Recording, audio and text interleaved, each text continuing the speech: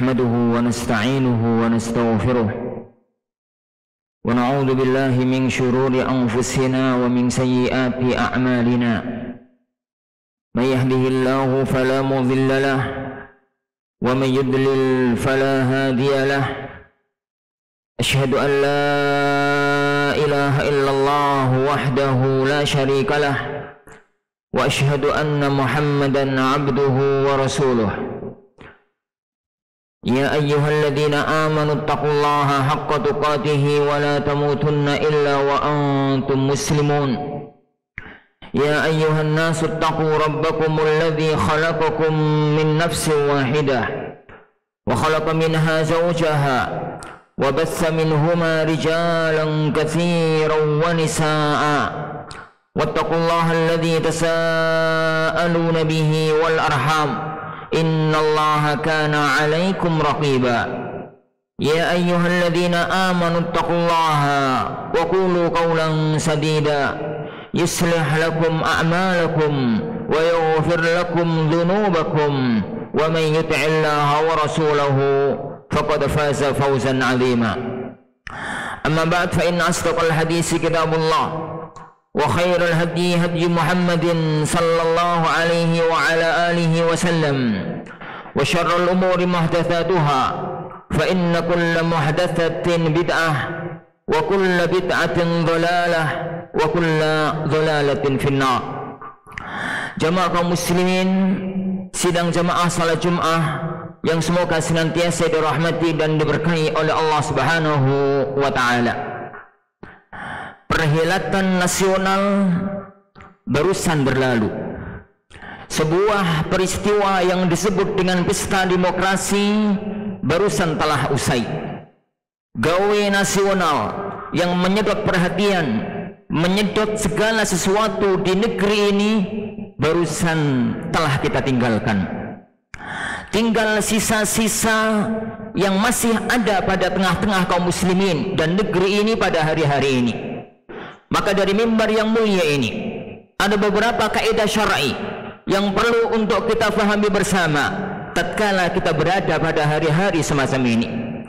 Pertama, jamaah kaum muslimin yang dimuliakan oleh Allah Subhanahu wa taala, hentikan semua perselisihan imbas dari gawe nasional tersebut. Ingat bahwa apa yang terjadi kemarin itu murni masalah fikih. Kajiannya kajian usul fikih dan kajiannya kajian maqasidus syariah, bukan masalah akidah dan bukan masalah manhaj yang memetakan antara ahlu sunnah dengan bukan ahlu sunnah.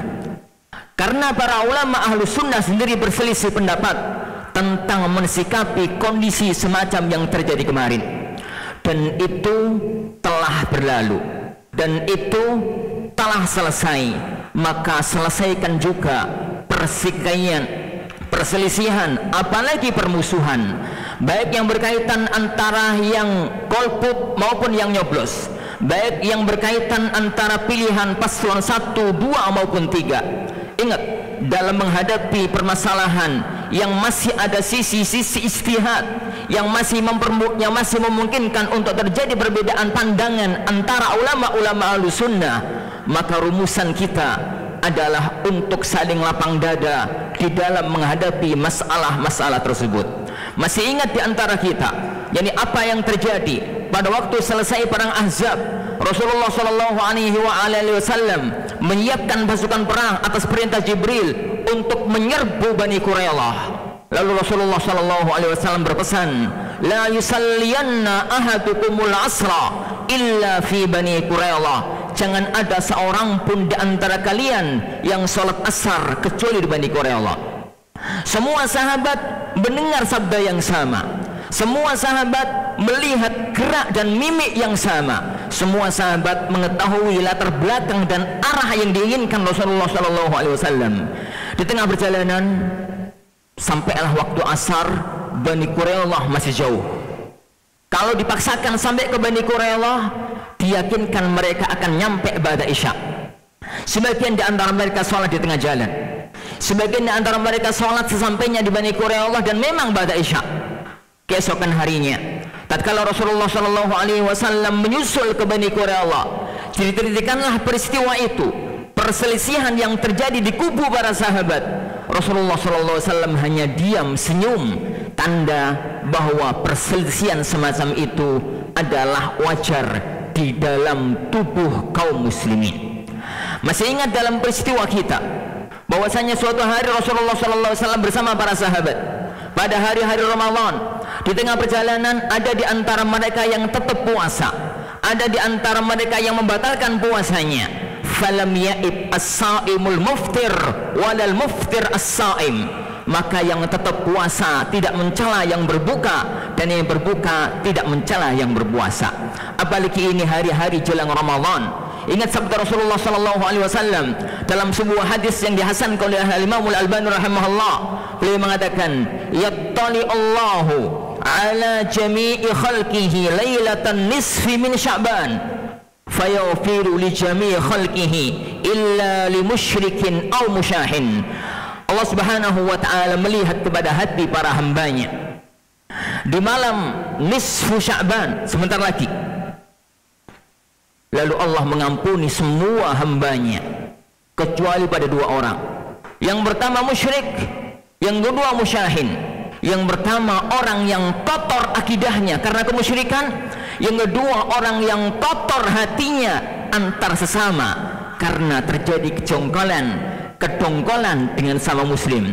Al-Imam Al-Qayyim Al-Jauziyah rahimahullahu ta'ala, dia tambah lagi para ulama-ulama yang lain, Ibn Rajab dalam Lataiful Ma'arif dan yang lainnya, tatkala membahas hadis ini, beliau mengatakan Allah menginginkan masuknya seorang muslim ke Ramadan dalam kondisi yang bersih jiwanya dari noda-noda kemusyrikan dan bersih jiwanya dari noda-noda permusuhan. Makanya beliau mengatakan illa li musyrikin aw musyahin, kecuali untuk orang yang musyrik karena kotor akidahnya, dan untuk orang yang musyahin karena kotor hati antar sesama. Yang kedua, jamaah kaum muslimin yang dimuliakan Allah Subhanahu wa taala, manusia dengan segala kekuatannya, manusia tetap manusia.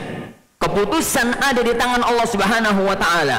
Allah tidak pernah melihat hasil, yang Allah lihat adalah amal perbuatan.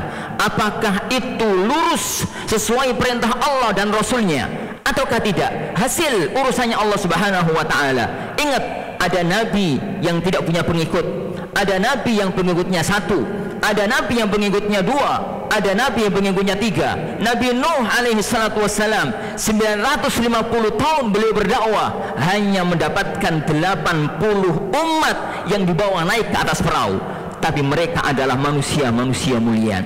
Tugas seorang muslim menjalankan syariat dan serahkan urusan kepada Allah Subhanahu wa taala. Qulillahu malikal mulki tu'til mulka man tasha wa tanzi'ul mulka mimman tasha wa tu'izzu man tasha wa tudhillu man tasha biyadikal khair innaka ala kulli syai'in qadir. Katakanlah wahai Muhammad, Allahumma malikal mulk, ya Allah, engkaulah maha diraja, penguasa segala sesuatu.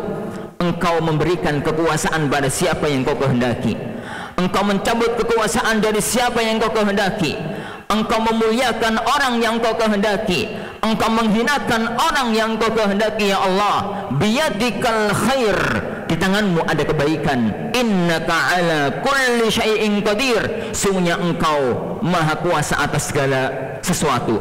Apapun nanti hasilnya, maka yang kita lakukan dua. Pertama, husnullan kepada keputusan Allah Subhanahu wa taala. Asa an takrahu syai'an wa huwa khairul lakum wa asa an tuhibbu syai'an wa huwa syarrul lakum. Banyak peristiwa yang itu kita benci, padahal itu yang terbaik untuk kalian menurut Allah, dan banyak kebalikannya yang disukai, padahal itu buruk menurut kalian, yani menurut Allah untuk kalian. Yang kedua, cobalah kita suudzon pada diri kita sendiri, cobalah kita introspeksi pada diri kita sendiri. Ingat, Pemimpin adalah cerminan masyarakat. Kata para ulama kita pada zaman dahulu, kama takunu yuwalla alaikum, sebagaimana potret kalian, maka demikianlah akan diwujudkan pemimpin-pemimpin kalian. Tatkala ada orang-orang yang datang menghadap kepada Ali bin Abi Thalib radhiyallahu an, mereka memprotes berbagai peristiwa yang terjadi di zaman Ali bin Abi Thalib radhiyallahu an. Karena zaman beliau tidak sama dengan zamannya Abu Bakar, maka beliau mengatakan, iya, karena rakyatnya Abu Bakar adalah saya dan orang-orang seperti saya, sedangkan rakyatku adalah kamu dan orang-orang seperti kamu. Kama takunu yuwalla alaikum, sebagaimana potret kalian, maka demikianlah pemimpin-pemimpin kalian. Yang ketiga, jemaah kaum muslimin yang dimuliakan oleh Allah Subhanahu wa taala, meskipun hari ini pemilihan dan keputusan belum digolkan, tapi satu akidah Ahlus Sunnah wal Jamaah yang diyakini oleh seluruh ulama Ahlus Sunnah wal Jamaah adalah siapapun yang nanti ditetapkan untuk menjadi pemimpin negeri ini, kewajiban kita adalah as-sam'u wa ta'ah. Caranya meskipun salah, caranya meskipun curang, baik dia memenuhi syarat atau tidak memenuhi syarat. Ingat kaidah umum, tatkala Irbad ibnu Sariyah mendengar sabda Rasulullah sallallahu alaihi wasallam yang seakan-akan itu adalah nasihat terakhir, ya Rasulullah, ka'annaha mau'izatu muwaddi'in fa'ausina. Ya Rasulullah, seakan-akan ini adalah nasihat yang terakhir, maka berilah kami wasiat. Wasiatnya beliau sallallahu alaihi wasallam, usikum bis-sam'i wat ta'ah wa in ta'ammara 'alaikum 'abdun habasyi ka'anna ra'sahu zabibah. Aku wasiatkan kepada kalian untuk selalu mendengar, untuk selalu taat kepada pemimpin kalian, meskipun dia seorang budak Habasyah, kepalanya seakan-akan anggur kering. Keterangan para ulama kita dalam memahami hadis ini, ada tiga hal penting yang disebutkan oleh Rasulullah Shallallahu Alaihi Wasallam dalam hadis ini, yaitu perintah beliau untuk tetap mendengar, untuk tetap taat tatkala sudah ada orang yang memang ditetapkan, dilantik menjadi pemimpin. Kata Abdullah bin Umar, nahnu ma'aman ghalab, kita bersama orang-orang yang memang menguasai, meskipun gak layak dari semua sisinya. Yang pertama abd, dia itu adalah budak, dan para ulama Ahlussunnah sepakat syarat pemimpin itu merdeka. Yang kedua, secara nasab dia juga gak pantas karena dia orang Habasyah, karena orang Habasyah di zaman dahulu, zaman Rasulullah SAW menyampaikan hadis ini, adalah rata-rata kaum budak. Yang ketiga, fisiknya nggak pantas, ka'anna ra'sahu zabibah. Meskipun demikian, beliau sallallahu alaihi wasallam tetap mengatakan, alaikum bis-sam'i wat ta'ah. Yang terakhir, jemaah kaum muslimin yang dimuliakan Allah Subhanahu wa taala, tatkala segala yang terjadi kemarin bukankah dilakukan karena kaidah akhafudz dzararain dan aslah maslahatain? Bukankah yang dilakukan kemarin itu menjalankan kaidah agung Ahlus Sunnah, ad-dinu mabniyun ala jalbil masalih wa dar'il mafasid khalisah aw rajihah. Agama ini dibangun untuk mendatangkan kemaslahatan, menghilangkan mafsadah, baik yang murni maupun yang dominan, dan itu sudah terjadi, dan itu sudah berlalu, dan itu sudah lewat. Maslahat yang ada di depan kita adalah maslahat kedamaian, adalah maslahat ketentraman, adalah maslahat kebersatuan, adalah maslahat kehidupan yang stabil. Karena dalam sisi kehidupan, orang per orang itu kalau sudah mendapatkan apa yang disabdakan oleh beliau sallallahu alaihi wasallam, maka itu adalah kenikmatan yang sejati. Man asbaha aminan fi sirbih mu'afa fi badani indahu qutu yaumih faka'annama hizat lahu dunya bihadafiriha. Barang siapa yang di pagi hari perasaannya aman, badannya sehat, ada sesuatu yang bisa dia makan, maka seakan-akan dunia seisinya telah diserahkan kepada dirinya. jangan ikuti perasaan, jangan ikuti hawa nafsu, jangan ikuti semangat yang di luar nalar syar'i, karena segala sesuatu kita tunduk kepada aturan syariat, baik yang jiwa kita menyenanginya maupun yang jiwa kita tidak menyenanginya. Semoga Allah Subhanahu wa taala menjadikan kita semua hamba-hamba Allah yang mampu untuk menjadikan syariat pondasi dan langkah kehidupan kita dalam kondisi apapun dan dalam situasi apapun kita berada. Aku qouli hadza wa astaghfirullah li wa lakum wa lisairil muslimin wal muslimat wastaghfiruh innahu huwal ghafurur rahim.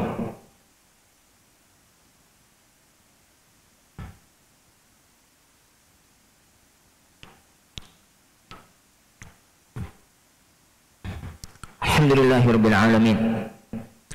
Wassalatu wassalamu ala asyrafil anbiya'i wa sayyidil mursalin nabiyyina Muhammadin wa ala alihi wa ashabihi ajma'in.